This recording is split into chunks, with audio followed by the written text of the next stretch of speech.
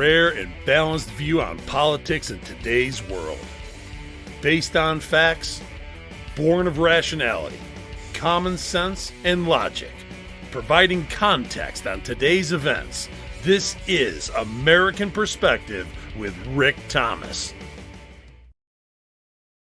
Hello, everyone, and welcome to American Perspective with your host, me. Yep, that's right. I am here. Yes, I know. Last night was a bit of a disaster. I do apologize for that. But hey, life is life. That's what happens. All right. So I do want to give a couple of shout outs. I owe, if anybody knows, Sabo OH, she is from Ohio, and I accidentally misgendered her. I called her a guy a couple nights ago, and I've been waiting for her to show up in the chat again sometime, and I feel bad about it. I didn't even realize that I did, but apparently I did. So I apologize for that. The misgendering, of course, is wrong, and shouldn't be done. Although there are only two genders, not 51 or 57 or whatever it is. But anyway, all right.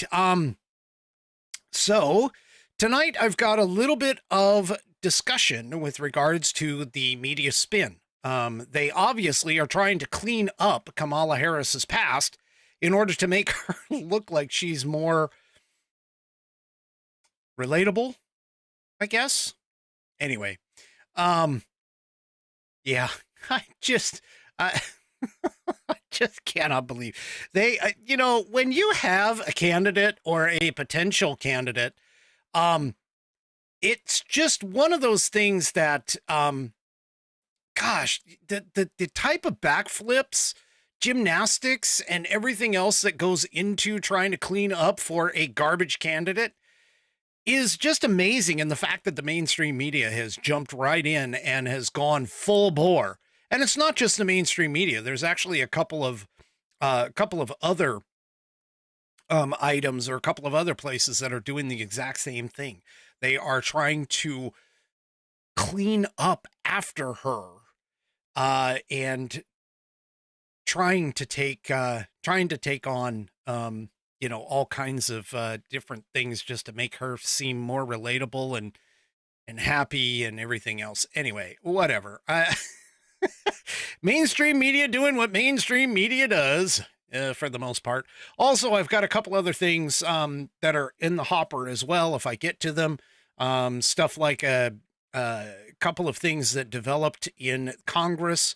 One in particular is the articles of impeachment, or I should say, not the articles of impeachment, but a resolution to admonish Vice President Harris for her lack of handling the border, went through. And there were some Democrats that actually jumped on board with that. So there's that. Plus, the media are trying, the media and of course the Democrat spin machine are all trying to push brand new words and phrases for Kamala in order to make her more attractive to other folks.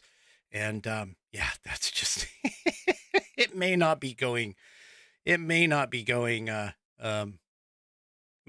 quite the way that they think or that they want. All right, let's get to it. I have Amy on tap, Amy from Rumble on tap for doing the leading us in the Pledge of Allegiance for tonight. So please, if you are of mind, stand, remove your hat, put your hand over your heart, and follow along with Amy in the recitation of the Pledge of Allegiance. I pledge allegiance to the flag of the United States of America and to the republic for which it stands, one nation, under God, indivisible, with liberty and justice for all. And I thank you, Amy, for submitting that fantastic Pledge of Allegiance. If you would like your version of the Pledge of Allegiance to be played here within the rotation on the American Perspective channel, you can definitely submit that. And it's really easy. Just record yourself doing the Pledge of Allegiance in your style, and then email that audio file to me at fans, F-A-N-S, at americanperspective.online. That's fans, F-A-N-S, at americanperspective.online. And you can do that. Oh, and by the way, I've been meaning to say this, but I keep forgetting every single time. I actually have a tip email address as well. So if you see an article or hear of a story or something along those lines, you don't necessarily have to send it in to fans. You can send it in to tips, T-I-P-S, tips at americanperspective.online. That's tips at americanperspective.online. And you can go and send those to me as well. I do it. I find stuff on the internet and I'll send it to that. And then that's what I use in order to start gathering my show prep if I have stuff there. Plus, you know, other things that we have in the hopper and the queue.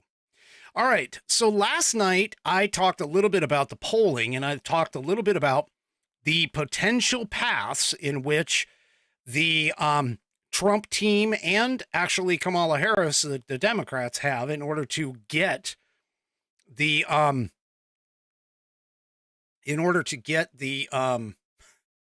Amy, I don't know what ledge you're talking about. You're going to have to expound upon that a little bit. Sorry, one of my wonderful Whiskey Warrior P1s out there is having me talk her off a ledge, and I don't know what ledge she's talking about. Anyway, so in terms of the polls, I've been pointing out that many of them did essentially not have recent polls. And I mentioned that last night. And the reason being, of course, is that it takes a couple of days, almost a week, kind of situation in order to bring things up to speed.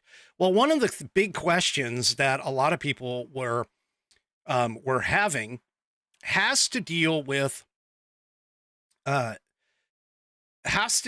fact that we don't have any accurate recent polls from some of the swing states. And there were a couple that showed up, but now we have a couple more that have developed in the Real Clear polling, latest polls average. And here I can show you, you can take a look. For those of you who are on the audio portion of the program, you can head on over to rumble.com, YouTube, Facebook, or even X to go and check out any of this stuff in the video portion so you can see exactly what it is that I am talking about. But in terms of some of the latest polls, for an example, Arizona, Trump versus Harris, this is a new one by The Hill and Emerson, has a Trump at a 5-point lead over Harris. Georgia has Trump at a 2-point lead. And then Michigan has Trump +1. All of those, of course, are from The Hill Everson. And there also is a Wisconsin. Oh, I'm sorry. I skipped Pennsylvania, I think. Pennsylvania has a +2 lead. And there's also one that came from Wisconsin, which has them at a tie. So the number, or the numbers, I should say, that are starting to come in from some of the polling is that we are having a potential change, but not much of a change in terms of, you know, the difference between Biden and Harris. There doesn't seem to be a large differential between the two of them at this point. And even now, the election, the general election, now I actually read off a number to you at like 1.7. Well, now it's gone up to a 1.9. So it's actually increasing with these new polls that are coming in. Rasmussen is the standout, showing Trump +7. in terms of the general election. We have several others that are going. We have a few that have gotten rid of their ties. They're now starting to show a little bit differently.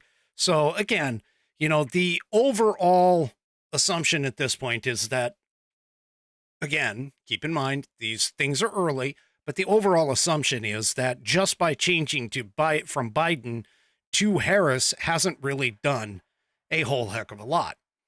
At least not at this point. And I have a feeling that number is going to increase the more people start to actually see Kamala Harris, because you have to understand the vast majority of people outside of, complete politic sycophants like myself, they usually don't pay attention to what's going on, especially in the VP race.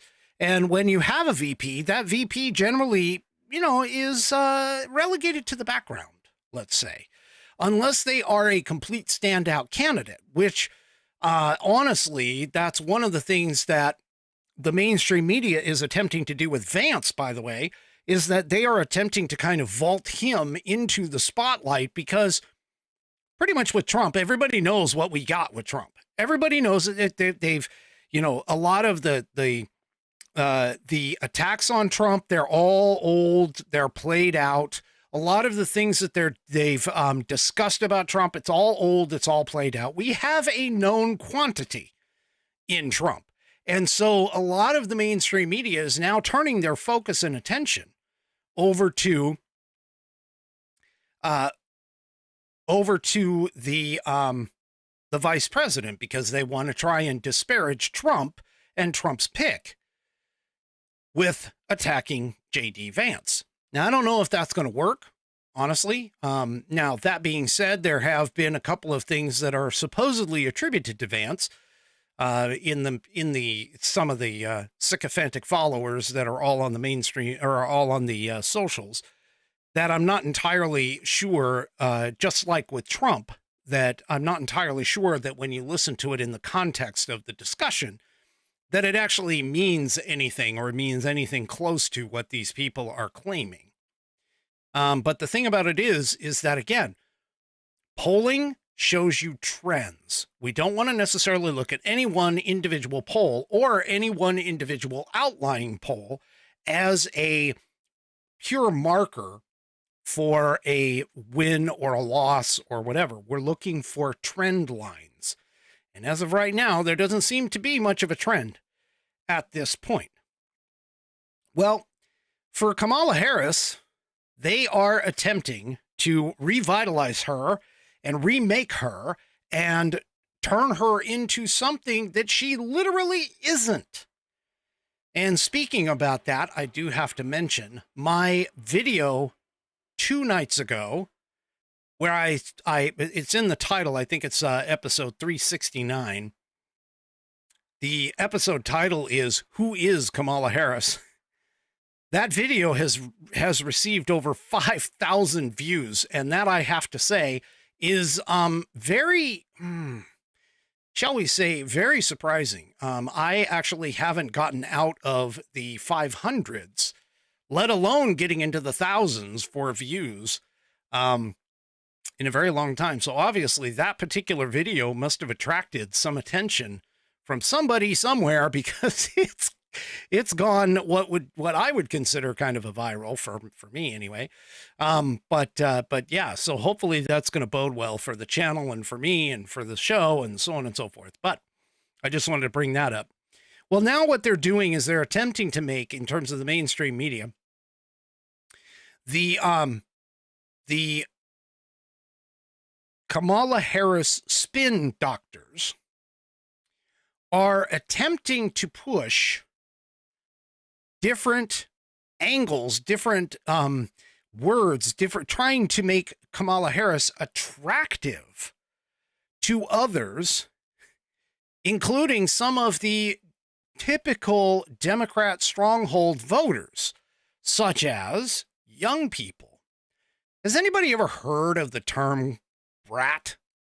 And I'm not talking about what I would consider brat being a very bad, kid, one who doesn't act right or whatever. But apparently this is like some sort of a new terminology for the young folks, for the youth voters out there. And yeah, so here, let me just show you this. I don't even know what this means. But anyway, this in the National Pulse, Kamala's brat summer over before it begins as VP falls flat with youth. And what they're discussing and talking about is the CNN data guru, Harry Enton. He did a validation, a check, some kind of polling data, and he actually shows that Kamala is falling flat with young voters, while she is she's essentially looking at her position is actually worse among young voters than what Joe Biden was during the last presidential election. Now, Enton notes that in 2020, Biden won voters under the age of 35 by a whopping 21-point margin. Meanwhile, Harris only leads Trump in the recent 2024 election polling in that category by only 9 points. Harry Enton is stated as, if this is unique support among young voters, I'd like to know what non-unique support is. Is it even worse than this? Enton said. He also noted that Harris is only doing slightly better than Biden had been prior to his decision to drop out of the race. So, yeah, things are not happening very well for them. And of course, the corporate media talking heads, this is noted in the piece, have pushed the narrative that Harris, who turns 60 in October, is uniquely positioned to capture the youth vote in November. However, the only data point they seem to cite is the endorsement of Harris by British singer Charlie XCX, whatever that is. Well, I know it's Roman numerals, but anyway, who described Harris as brat in a post. Now, the term brat actually refers to a woman who is messy, who parties, and bucks social norms such as being straight-laced. Social media users jumped onto her post in support for Harris, dubbing the coming months as the brat summer. Yeah. The Harris campaign apparently has also embraced the connection, using the chartreuse green collecting or coloring theme associated with brat on their rapid response account on X. So, yeah, the attempt and the actuality. There is a mirage here. There is a very, one of those things that you would get in the desert. Yes, I know that is a mirage, but it's like, the heat waves are coming off the desert and making you think that there's water there. That's sort of what's happening with the Kamala Harris campaign when it comes to young voters, apparently based on the numbers run by their very own propagandist outlet, CNN. Well, it's not just the young voters that they have to worry about either. And a lot of it has to deal with the fact that she is having a bit of a problem with, hold on. I'm sorry, I'm reordering something here while I'm sitting here doing it. They have to, contend with the fact that Kamala has a bit of a problem. And as I've pointed out on multiple occasions, that Kamala has a policy problem. She is completely left of center. She is so far left that she even beats out Bernie Sanders in terms of being how far left she actually is. In fact, she's so far left that one of the one of the Senate vote ratings sites. I can't remember right off the top of my head which one it is, but there's sites out there that rate senators based off of their voting history as to whether or not they are right-leaning, center, left-leaning, far left, far right, whatever it is. Well, one of those sites actually had to scrub Kamala Harris's profile.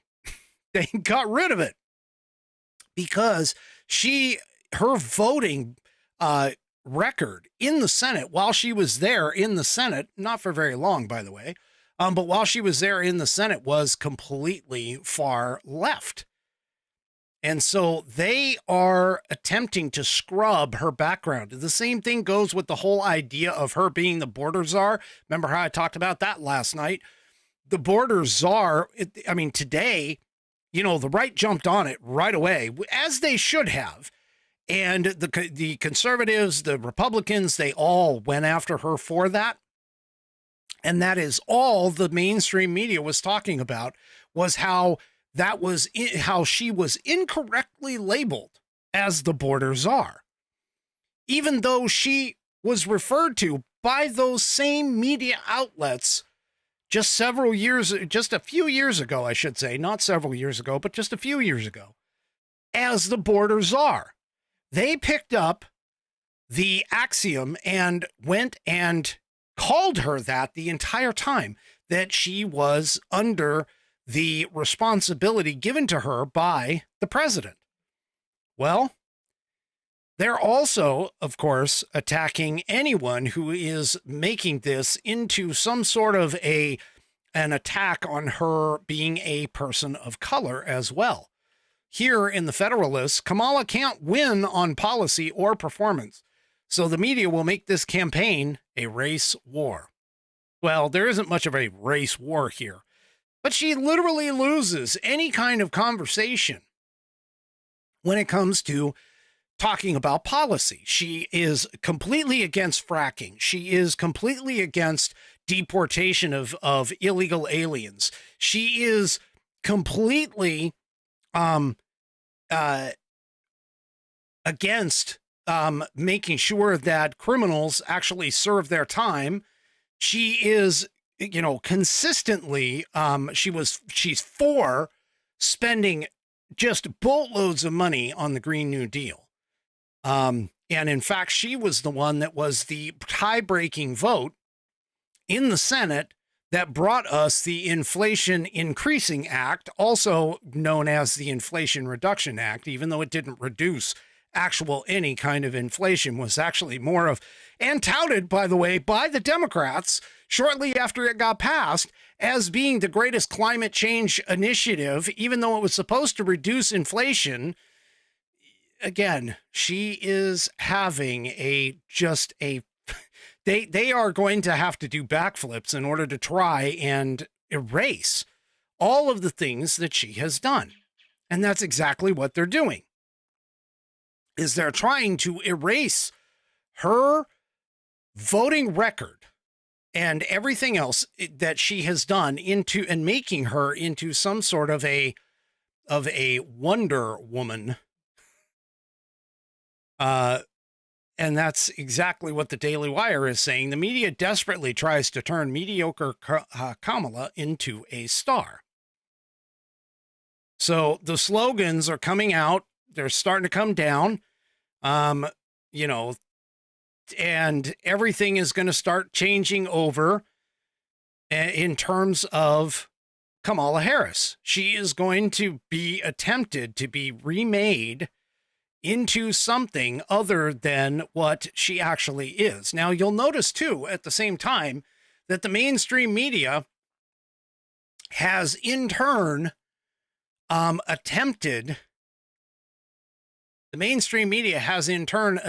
to turn Joe Biden into some sort of an American hero, and they are touting, and all of the Democrats are touting, well, Joe Biden, his stepping down, that was the most patriotic thing that he could have ever done. He is a decent man. His legacy will be that he gave up his his desires, his wants for the country.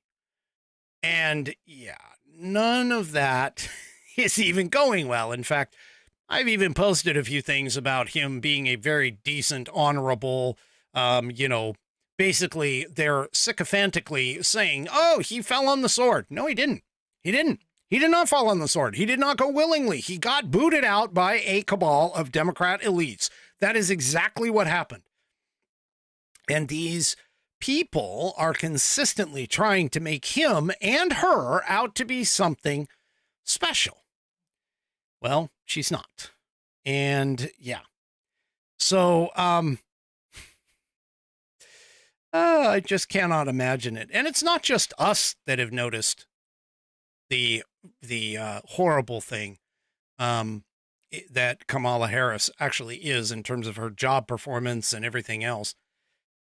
European leaders, according to this article in Hot Air, European leaders laugh behind Kamala's back.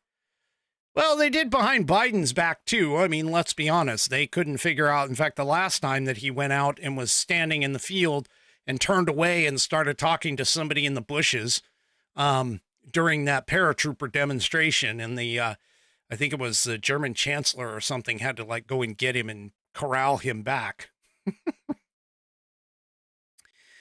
But anyway, the Kamala Harris is just having a wonderful, wonderful time. And here's the thing, even Politico is noticing, because Politico posted this, speaking candidly, centrist European politicians and officials have suggested that Kamala Harris has yet to convince them that she can beat Donald Trump. That's the Political EU. So that's short for those of you that don't know, that's the European Union and the European angle of the Politico newspaper. But the core of that story is showing that that behind closed doors, European leaders view Harris with, shall we say, skepticism. And they can back that up with a hot microphone conversation in which a board member of a European central bank trashes Kamala without being aware that his comments were being streamed to the world. Here it is. Brussels, Joe Biden's withdrawal from the U.S. presidential election gave European politicians an urgent new question. What would Kamala Harris be like? Vice President Harris is now the favorite to become the Democrat nominee to take on Donald Trump in November's election. Speaking candidly, centrist European politicians and officials suggested that Harris has yet to convince them that she can beat him. Isabel Schnabel, an executive board member of the European Central Bank, was caught on a hot mic earlier this year criticizing the vice president as invisible and predicting that she would never win. The Democrat Party selection process, quote, is a failure, Schnabel said in comments reported here for the first time. Schnabel said in a private conversation ahead of a panel event in February, apparently unaware that her remarks were being live streamed, quote, they should have built up another candidate to Kamala Harris from the beginning. She would never win an election. I mean, that's hopeless. Schnabel's next comment was particularly cutting. I don't even know her because she has been so invisible.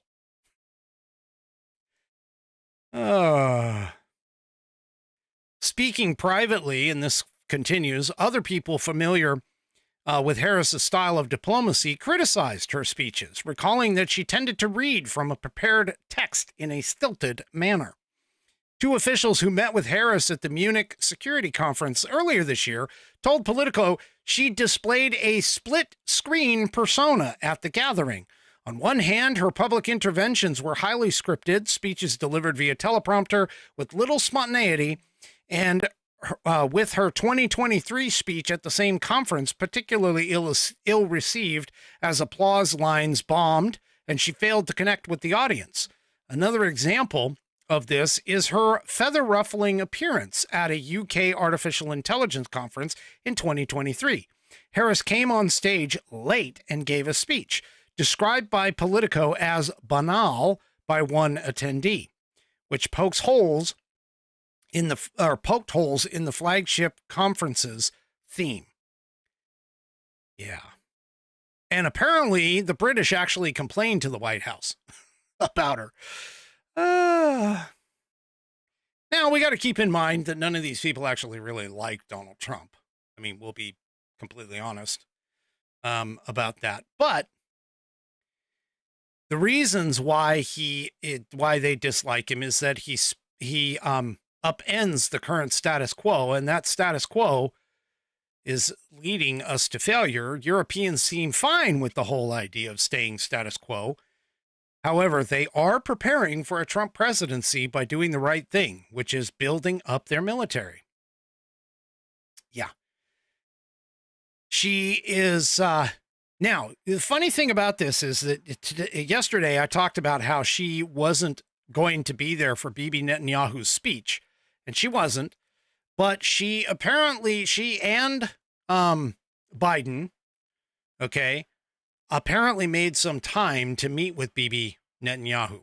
So we're going to have to see where that comes up or where that comes from in terms of that scenario. Now, of course, like I've been saying, they've been working to try and cover up her radical record. And I'm not the only one. Oh, it was GovTrack's scorecard was the one that was eliminated. That they ranked her as the most radical senator in 2019, further left than Bernie Sanders. And the leading writers of the New York Times, which is a leftist rag, also rated her as the least electable. I told you about that last night. But a snippet of her radical record includes the following: co-sponsoring legislation to protect illegal aliens from deportation, backing Sanders' Medicare for all legislation, which of course would raise taxes, etc., etc. Then you have backing a ban on private health insurance, supporting the Green New Deal, and supporting a ban on fracking. All of this stuff, of course, is against America's interests. Well, what's really interesting, which is, I've already mentioned this, that while Obama orchestrated with Pelosi the removal of Joe Biden from the running, at least that's what all of the inside sources have been saying for, the last several days, he still has yet to endorse Kamala Harris. That, I believe, shows extreme positional and indicates where he sits on this whole thing with Kamala Harris. So he released a detailed letter that did not endorse Kamala Harris. And yet she is still, she is still the, what do you call it? The presumptive nominee. I'm going to call it the presumptive nominee, even though, she hasn't really technically garnered any of the votes yet. But she has appeared to solve the Democrats' fundraising problems, at least at the moment. Yet Obama is still mum on Kamala Harris. Well, there's a piece in Town Hall that's quoting the New York Post on where this might be the problem. According to a source close to the Biden family, and again, keep in mind, the Bidens and the Obamas hate each other. At least, yes, actually, I'm going to say both of them, they hate each other. But former President Barack Obama hasn't endorsed Kamala Harris' presidential bid because he doesn't think that she can beat Donald Trump, according to that source. Following Joe Biden's shock resignation from the race, and his immediate endorsement of the vice president, most of the Democrat elite have been quick to rally behind Harris, but Obama is a notable exception. The Biden family source told the Post Obama is very upset because he knows she can't win. Obama knows she is just incompetent. The border czar who never visited the border, saying all migrants should have health insurance. She cannot navigate the landmines that are ahead of her, not to mention the fact that she has literally zero foreign policy experience. But anyway, the source also doesn't have high hopes for a TV debate between Trump and Harris. The second debate was scheduled for September 10th. Now, you got to understand, the second debate was scheduled for September 10th with Biden.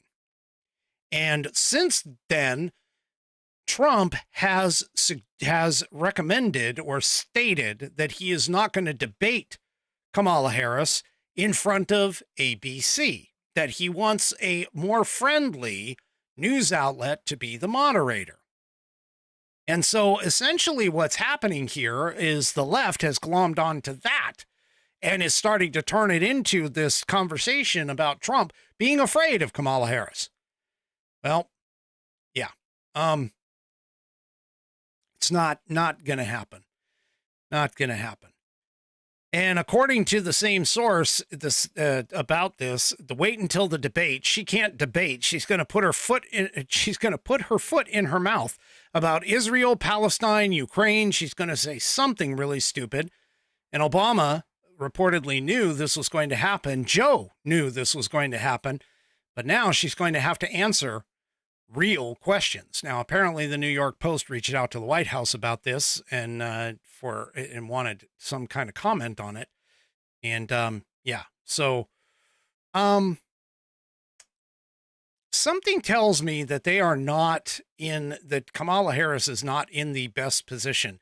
And again, keep in mind too, like I've been telling you, they can't just go and throw Kamala Harris out, because that would indicate that, one, she was in fact a DEI hire, and two, it would also totally undermine their position that a person of color and a woman is not effective at her job.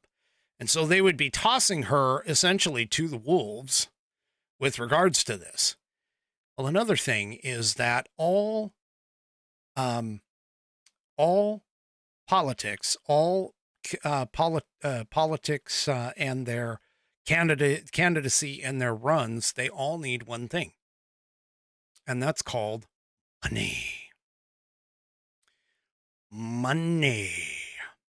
You remember I talked about that $100 million, roughly $100 million war chest that was sitting in arrears, basically, being held for Joe Biden. You also remember that last night I mentioned that Trump filed an FEC complaint, that's the Federal Elections Commission complaint, about it. Well, now we have a little bit more data on that. Again, in town hall, Democrats seem to be pretty nervous about Kamala losing that money. And here's the problem, okay? Because the FEC chair explained that the candidates can ask the FEC for legal advisory opinions when dealing with novel situations, such as Biden dropping out at this late stage. Instead, so essentially what happened here was that the FEC, according to the FEC, if the candidate is not a candidate in the general election, all contributions made for the general election shall either be returned or refunded to the contributors or redesignated or reattributed as appropriate. So here's part of the problem, okay? And by the way, election law attorney by the name of Charlie Spies agrees, and he says, don't let the Democrats fool you. Their sneaky little plan to give Kamala Harris Biden's campaign cash could be illegal. And here is essentially why. Sure. The legal issue is that the money raised here was into the Biden for President campaign. All the disclaimers that were on the solicitations and on the joint fundraising notices all said it was going to Biden for president. If President Biden had waited until he was the nominee of his political party and Vice President Harris was his nominee also, at that point, there's a provision of law that's 11 CFR 103.4 that says you are allowed to have a combined campaign account. So you could, in essence, have two candidates sharing the same candidate committee. But that only applies when you're the party's nominee. What they did here was yesterday, before either one of them are a nominee, they merely switched the Biden for President Committee. They changed the name on it to call it the Harris for President Committee. There's no provision in the law that says you can do that. And, you know, I would certainly argue that it's simply not legal to transfer one committee to another name. So, do you understand that?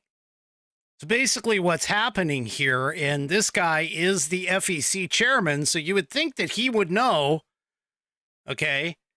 Or actually, I'm sorry, he's not the FEC chairman. He is a election law attorney.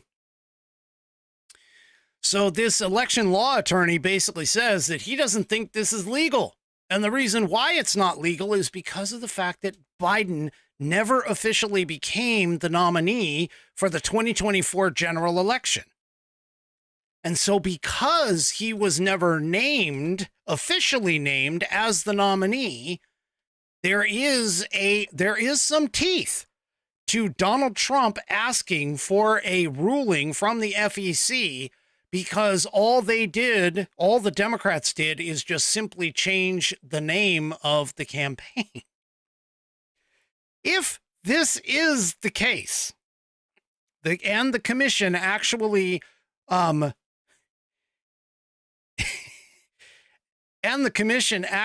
goes and, actually goes and rules in Donald Trump's favor, they could lose out of anywhere from $91 to $100 million in her supposed war chest. The complaint that was filed said Kamala Harris is in the process of committing the largest campaign finance violation in American history, and she is using the commission's own forms to do it. The commission must not and cannot sit idly by while one candidate takes nearly $100 million from the authorized committee of another, in violation of the act and the will of the donors who gave the money in the first place. Yeah, we're going to have to see where this goes. There actually could be some teeth to this. And, yeah, I don't know. Because it was Biden for president, and then Sunday, no statement of candidacy actually has existed for, or was existing for her. Then on Sunday, rather than filing her own statement of candidacy, she merely altered Joe Biden's to replace his name with hers. There's no mechanism under the act for one individual to end another's federal candidacy by simply amending another's form. Moreover, it purported amended Form 2, Harris designated Biden for president as her principal campaign committee and then renamed it. Yeah, so we're going to have to see where this thing goes. The Democrats wanting to make history, and they are doing it. They're making all kinds of history. Oh my gosh, yeah. I don't think that's, again, this is just really, really, really bad. So anyway, as I was saying, fly in the house. As I was saying, there was a vote, to condemn, it was a resolution, vote to condemn the border policies of Vice President Kamala Harris today. This is coming out in the Post-Millennial. And the vote on H.R. 1371 came in at a 220 to 196. And 6 Democrats voted with the House GOP in order for that resolution to pass. So the ones that voted in favor were Representatives Mary Peltola, Jared Golden, Marie Perez, Yadira Cavero, Don Davis, and Henry Cuellar. Representative Golden from Maine and others in the group come from swing districts in their various states. So they're trying to like suck up to their voters. So anyway, I mean, what is this going to do? It doesn't do anything other than the House basically saying, yeah, we condemn you for being, your border policy.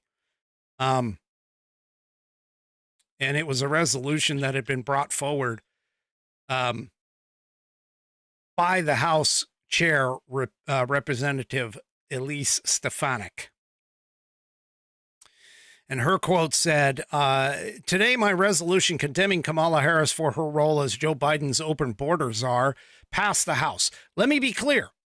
Harris and every elected Democrat owns this historic border crisis that has turned every community into a border community. It is time that we return to President Donald Trump's border security policies that put the safety of American citizens first. Yeah, so again, is this really going to do anything? Probably not. And in fact, they're coming up on a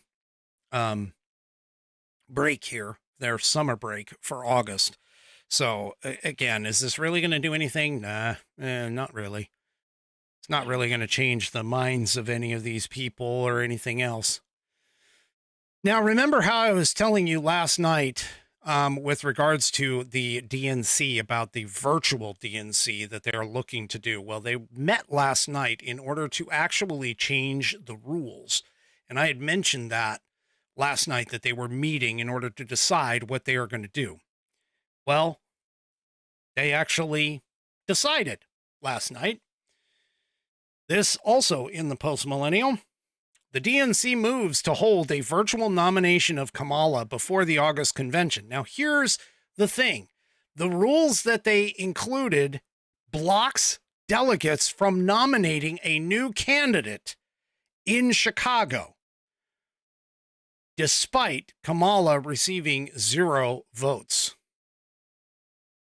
So, yeah. So they're going to enact a rule change that they voted on last night for the Democratic National Convention that will allow Vice President Kamala Harris to receive the party's nomination prior to the convention being held. Now, keep in mind, they were going to do this for Biden, too, because they had to get Biden onto certain states' ballots. However, this decision apparently comes as a strategic move to streamline the nomination process and is likely intended to avoid any perception of instability within the party.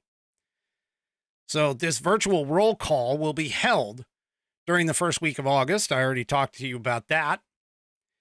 Now, it's been planned since May, like I said, prior to the entire, this whole thing with Biden. So this was already in the works, but they went ahead and said, yeah, this is what we're going to do anyway.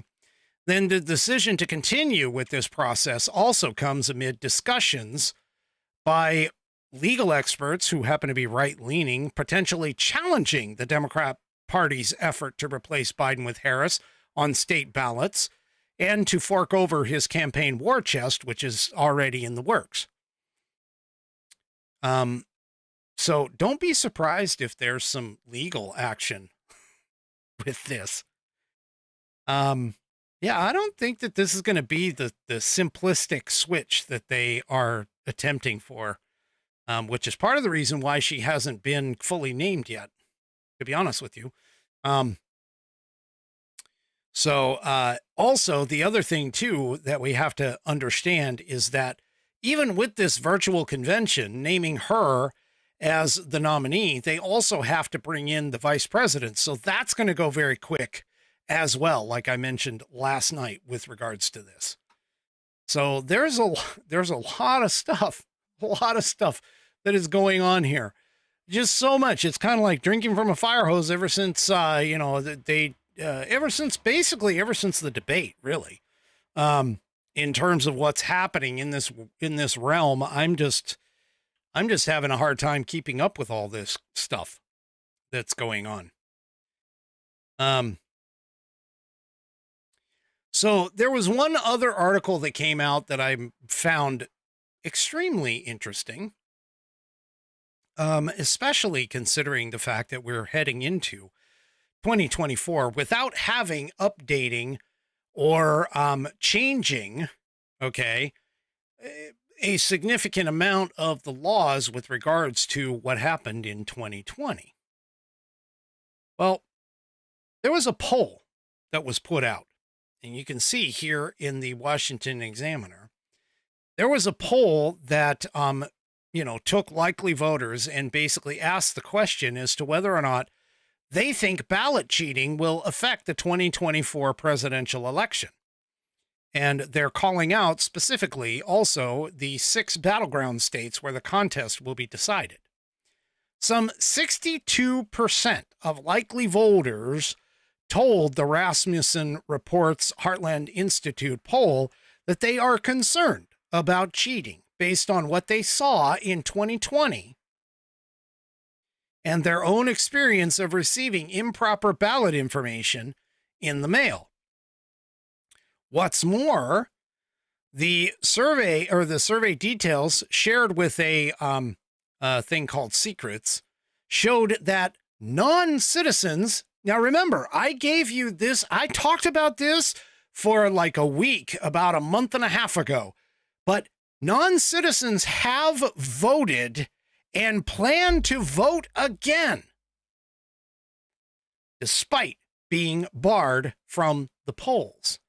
Now, it's unusual for a polling outfit to actually ask likely voters if they are legal citizens, but yet as a part of the analysis, Rasmussen said that nationally, more than 5% of the respondents say they are not U.S. citizens, and a little less than 4% are not sure if they are citizens or not. It's this kind of data that we bring, that is bringing in the idea and the potential for what I was telling you before, that we could have illegal aliens voting in our elections, non-U.S. citizens voting in our elections, and they've never gotten caught, and they're not going to, because there is no check and balance system. This is part of the reason why the SAVE Act is so important.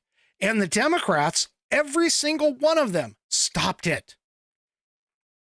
So when you add those two together, okay, when you add those two together, the 5% that say they're not and the 4% that is guessing, and you take that in total of 9% and translate that based on the number of people who actually can vote, that translates into a rough number of nearly 14 million votes that would be considered illegal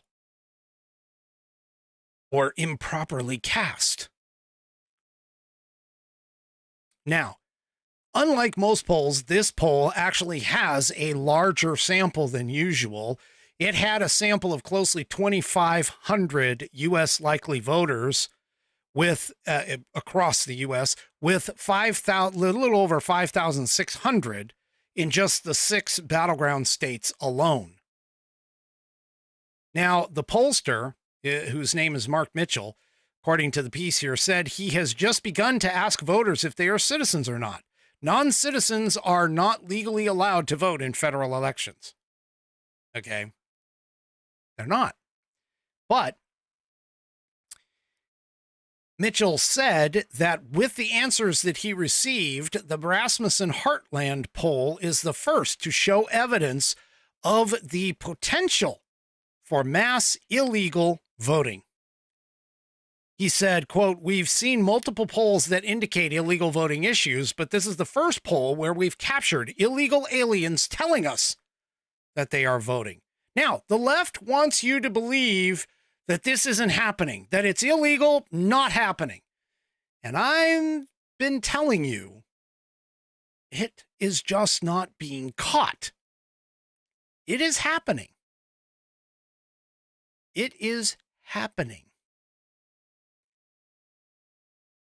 Now, he does point out that he's not actually accusing 14 million people of illegally voting, but he is basically saying what I've always said: where there's smoke, there's fire. And that we need to have it looked into.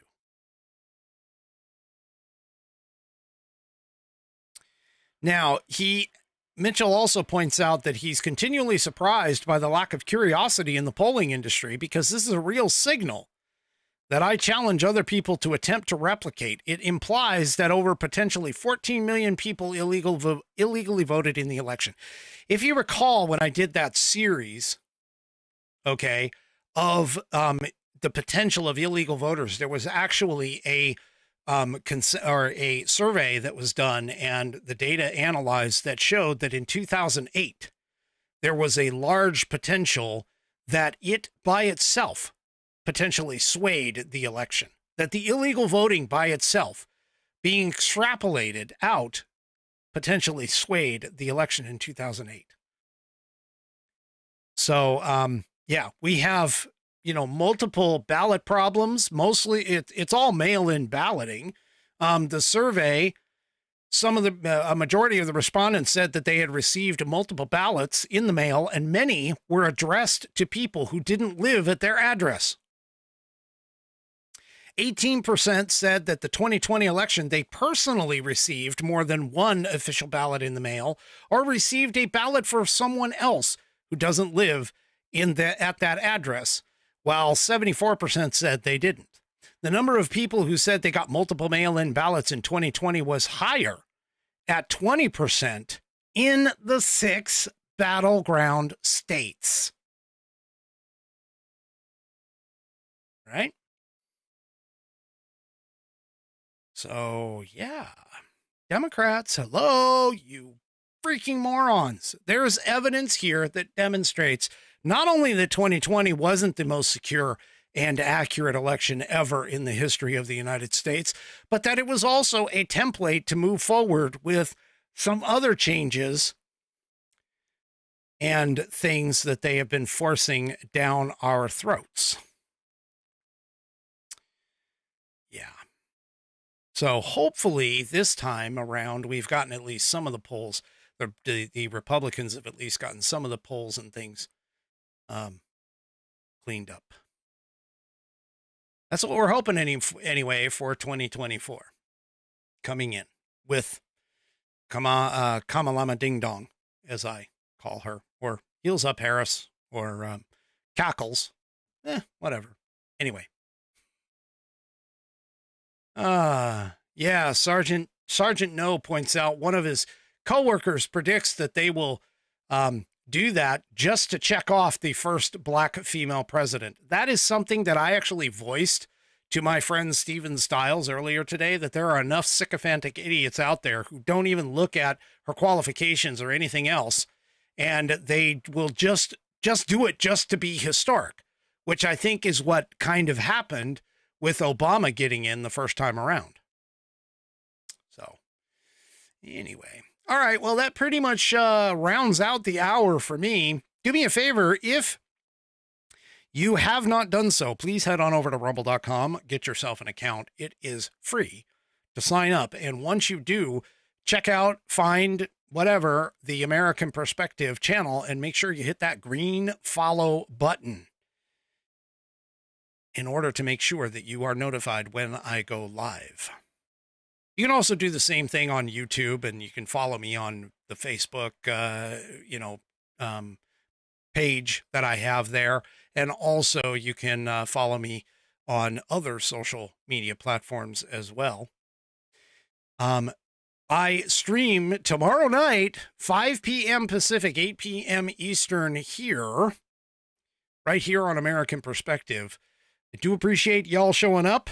Hopefully we'll keep this channel going and have another fantastic show that can help just launch me into stardom. No, I'm just kidding. I don't really care about that. You guys are all great. I love the Whiskey Warriors. I love the Whiskey Warrior P1s and anybody else that shows up here. You guys are just fantastic. Patriotic Americans, all of you. Do me a favor before you head out on Rumble, make sure you hit that thumbs up button, and we will see you tomorrow night. Have a great rest of your evening, and good night, everybody. The previous broadcast was produced and is owned by Active Eye Media LLC. All rights reserved.